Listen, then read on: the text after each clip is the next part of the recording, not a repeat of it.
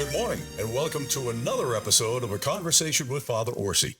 I'm Action for Life Board Chairman B.C. Cloutier, and this is Father Michael Orsi. Good morning. Good morning, my friend. How it is?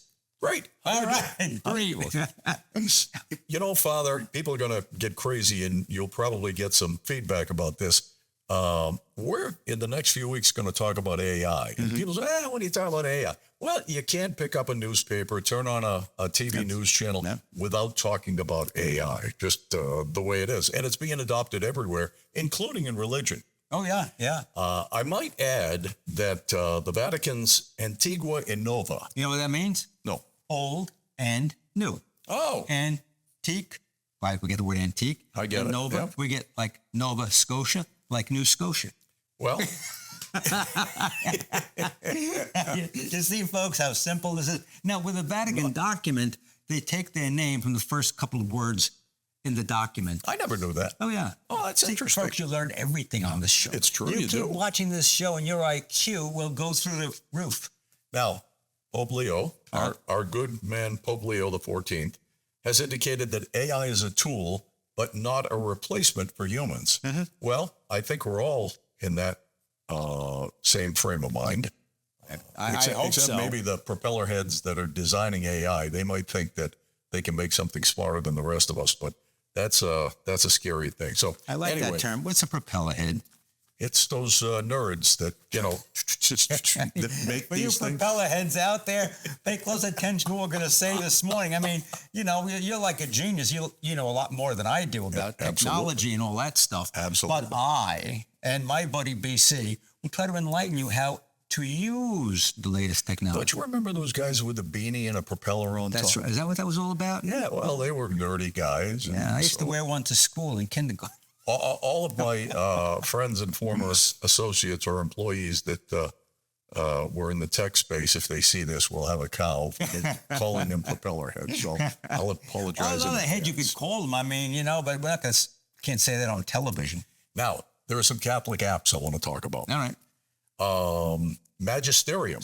It's AI trained on church documents. This is pretty interesting. It is. Because theoretically, magisterium cannot hallucinate. Hallucinate is when AI pretends things are that they're not. Are you sure magisterium can't hallucinate? No. Truthfully, All right, folks. Nice knowing you. Truthfully is an AI chatbot. You know what a chatbot is? You can chat with AI. That's grounded in scripture and church teaching. Then there's Grace, and Grace offers personalized prayer suggestions and scripture reflections. And it clearly states that it's a supplement to human spiritual direction. So don't worry about Truthfully about Grace taking your place, Father. You will always have a place. Thank you for that consolation.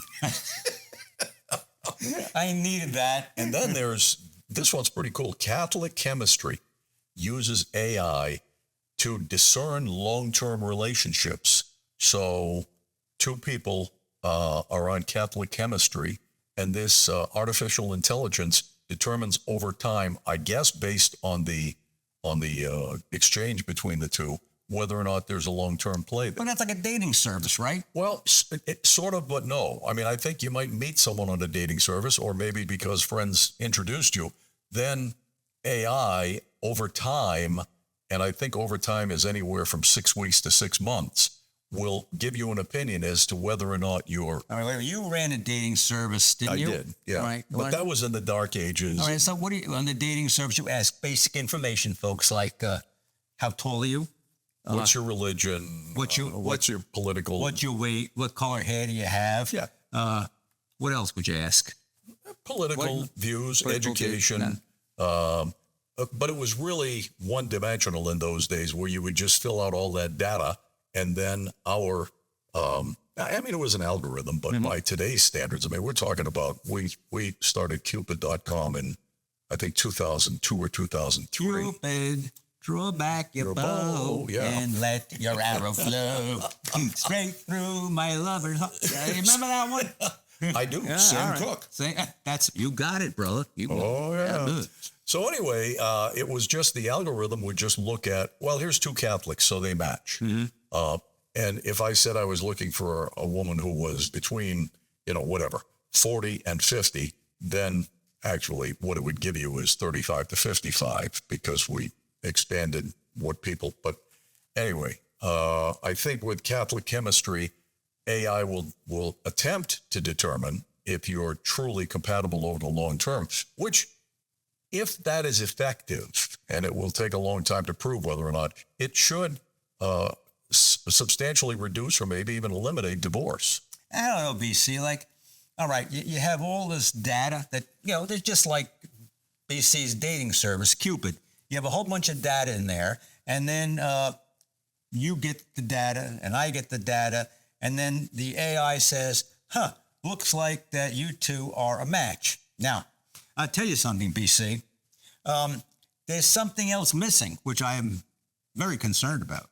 It's amore. When the moon hits your eye like a big pizza pie, that's amore. Do we have a future?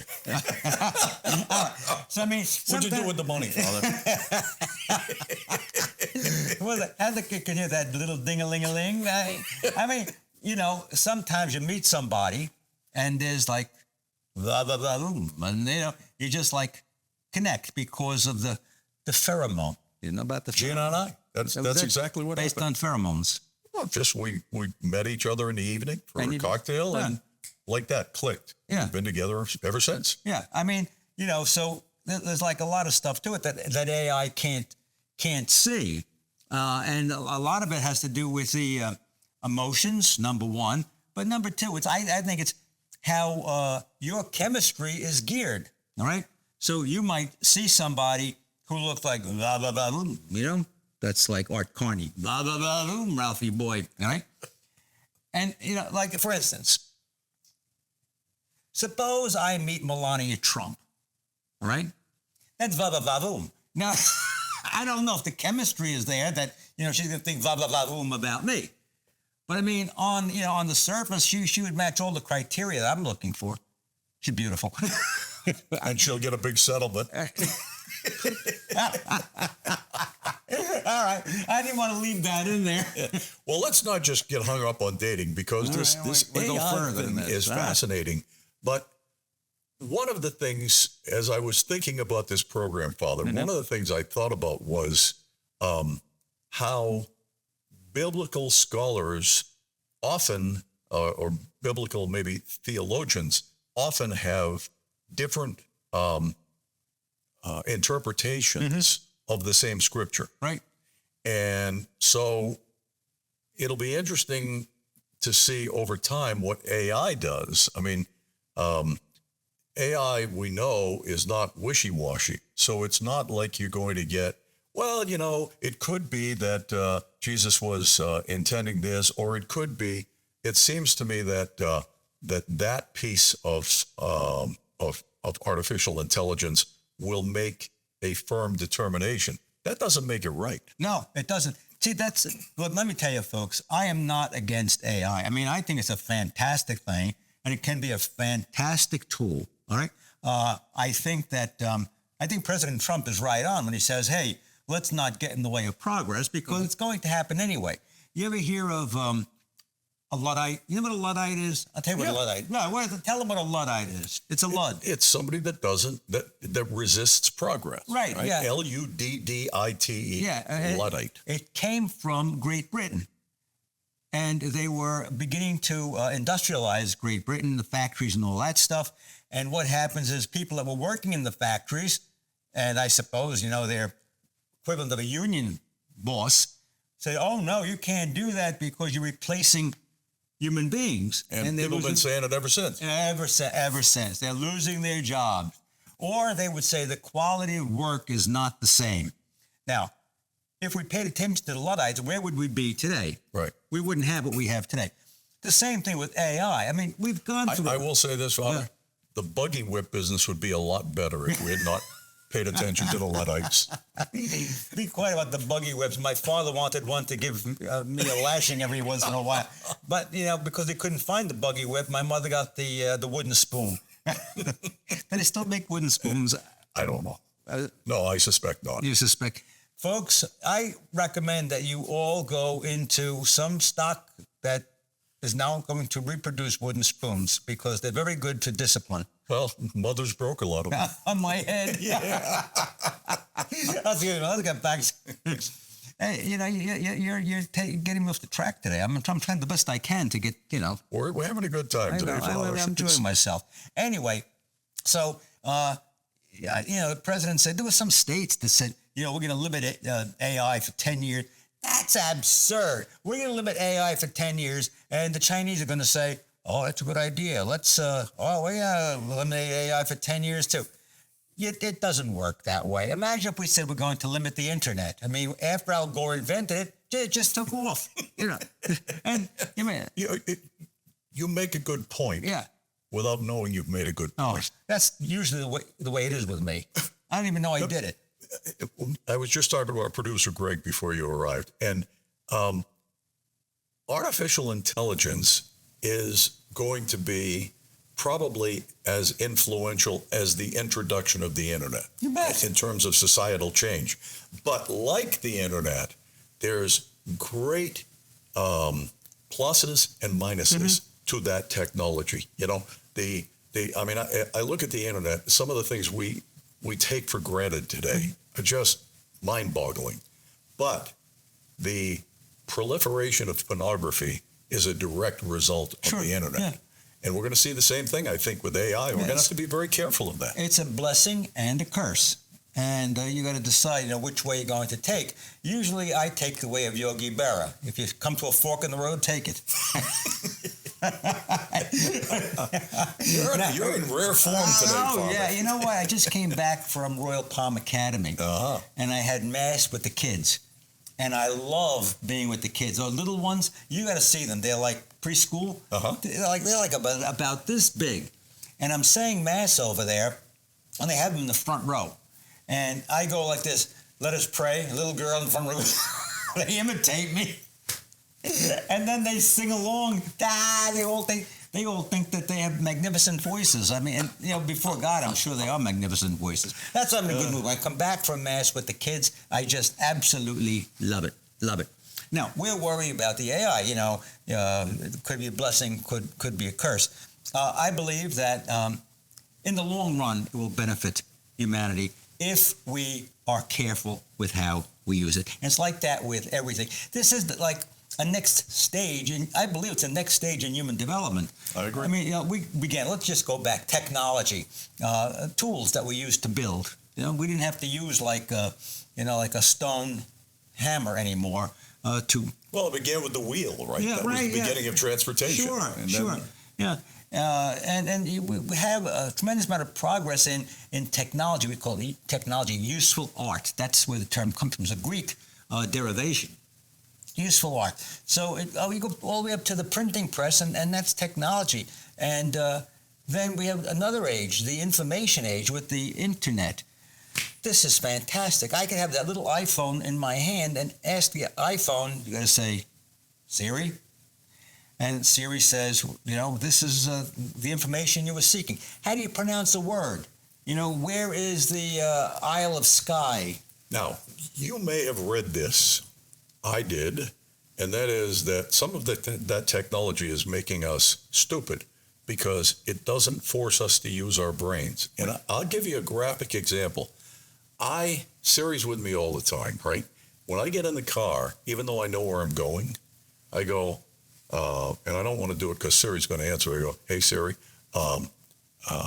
get directions to such and such, all right? And it does. Now, I will say that it will reroute you if there's a traffic issue or whatever.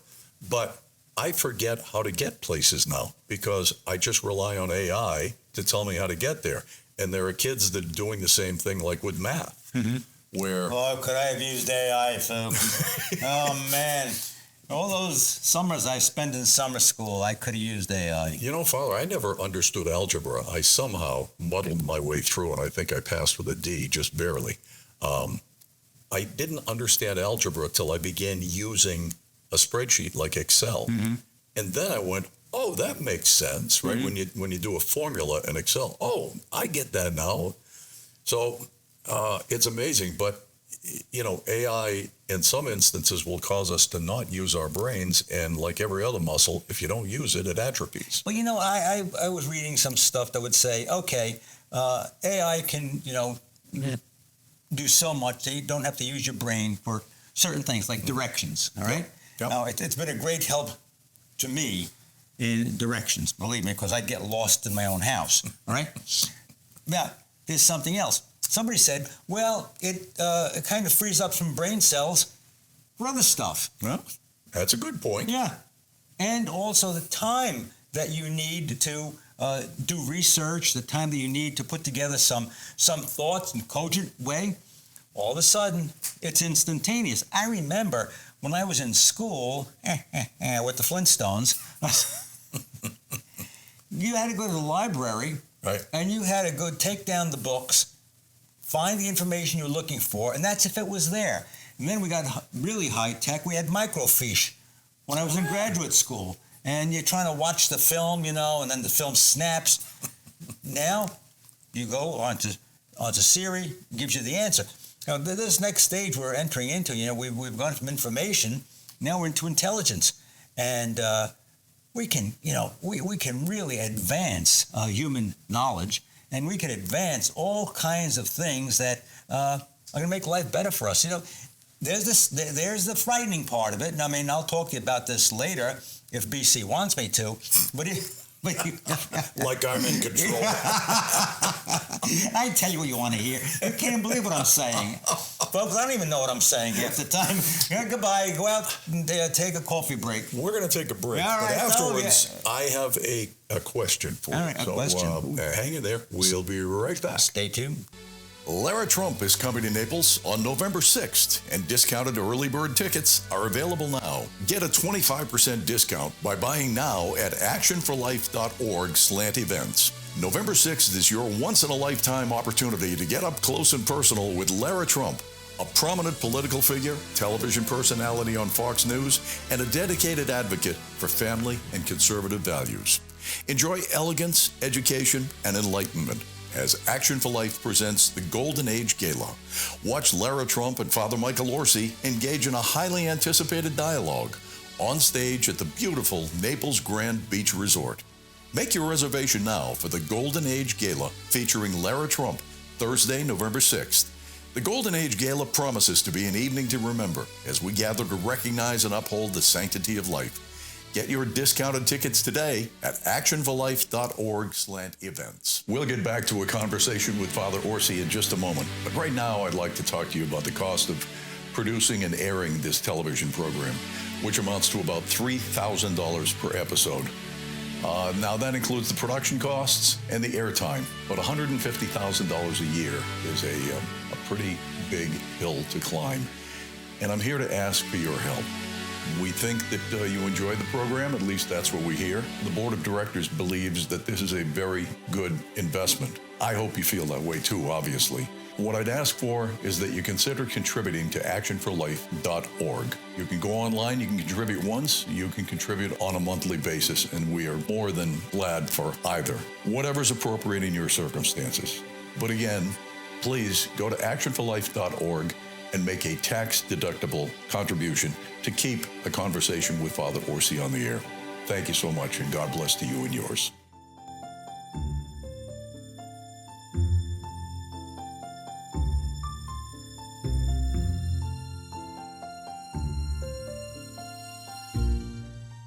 Welcome back to A Conversation with Father Orsi. I'm BC Cloutier. Father, before the break, I told you I was going to ask you a question. It is simply this. Are you tempted to use artificial intelligence when you're preparing a homily? Not for homily. I would never use it for a homily, okay? Because I think a homily requires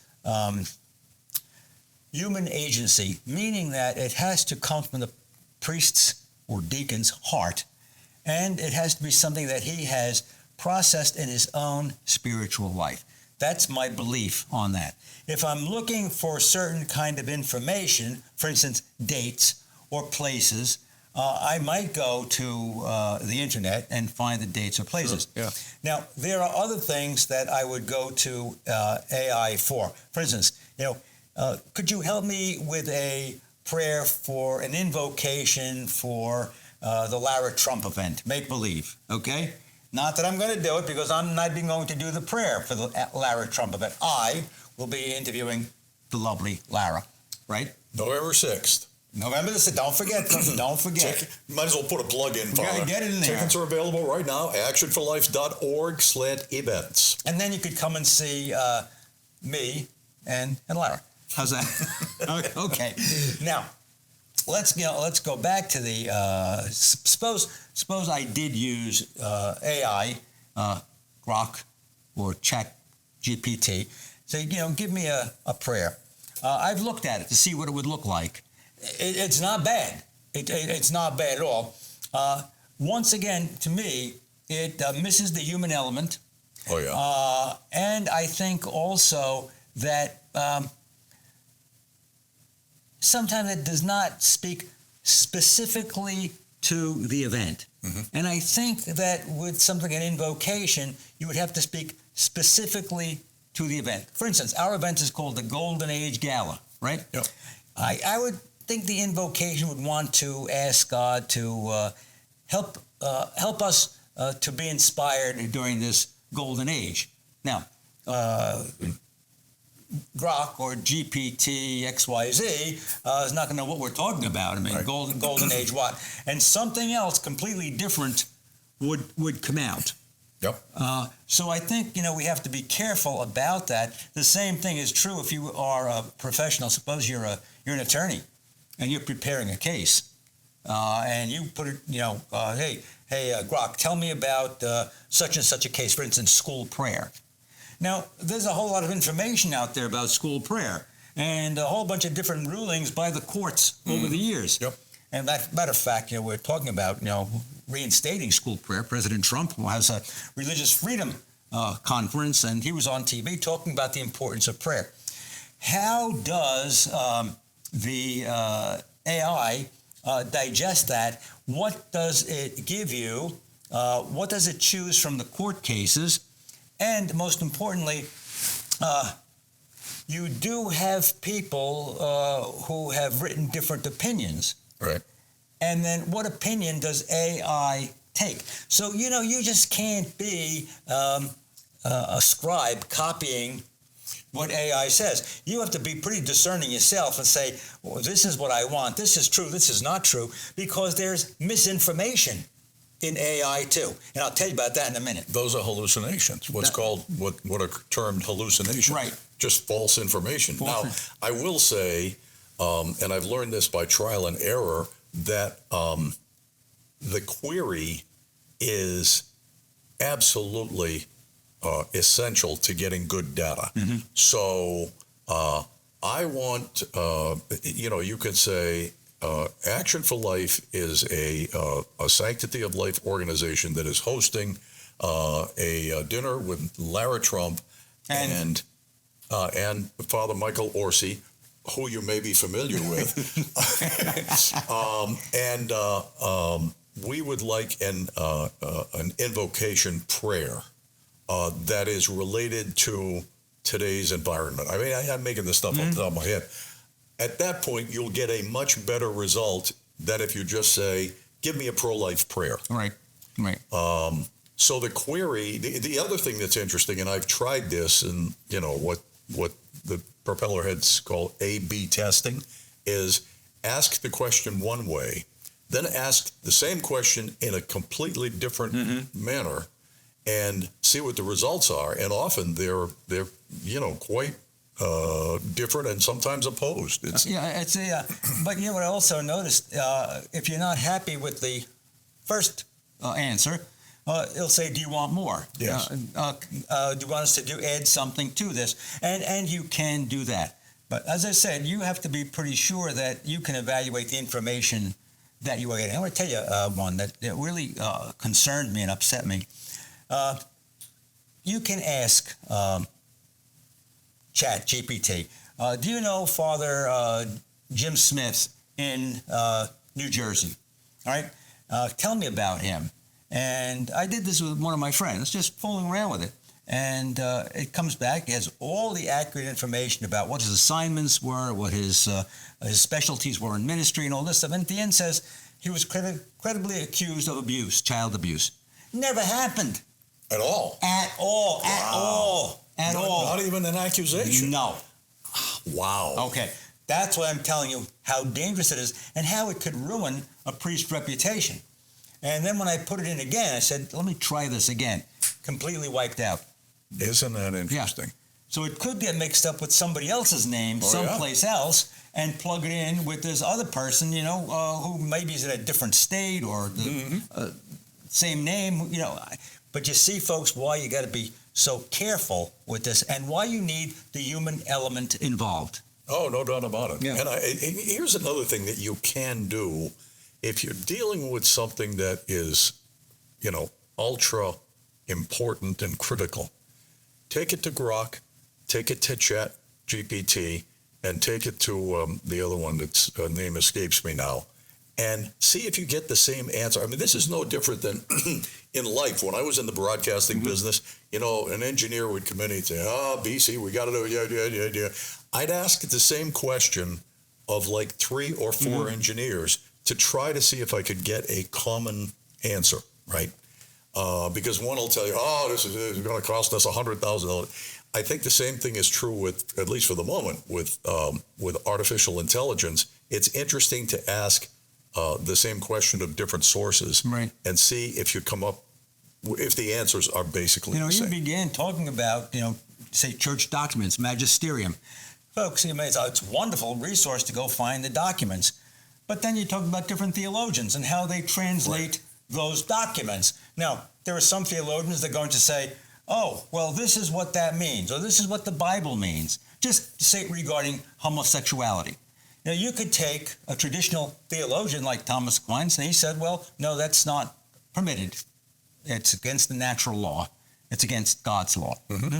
You could get somebody who got a big name out there today like James Martin, and he's saying there's nothing wrong with it. So Chat GPT and Grok and all these other ones, they're going to pick up information from both sides. And then what do? Right. You call Father. That's what you do. That's a great way to end the program, Father, because we're pretty much out of time today. All right. It's been a great discussion, and we'll have much more on AI in the coming weeks because it's just what's happening these days. Stay tuned. Anyway, thank you so much for joining us. We hope you'll be here again next week, same time, same place, for a conversation with Father Orsi. Until then, I'm BC Cloutier, wishing you a great week, and God bless.